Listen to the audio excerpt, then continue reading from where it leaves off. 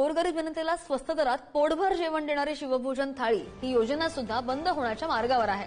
या योजनेअंतर्गत दिले जाणारे अनुदान गेले 4 महिने थकलेलं आहे आणि अनुदानाअभावी केंद्र सुरू ठेवताना केंद्र चालकांना मोठी कसरत करावी लागते।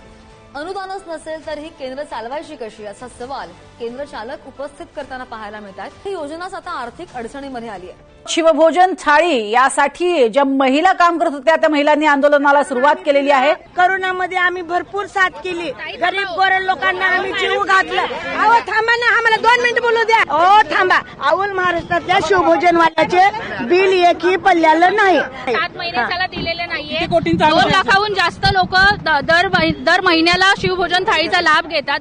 गरीबाने 10 रुपये जेवायचं पण नाहीये का आता? 6 महिन्याची बिल आता सरकारच्या माध्यमातून थकलेली आहे आणि जाणीवपूर्वक राजकारण या सगळ्यात होतं। मागणी आमचे शिवभोजन वाचवा। बिल 6 महिने जर थकली असेल तर नेमकं या लोकांनी आता ही योजना कशी सुरू करायची हा देखील प्रश्न उपस्थित होतोय।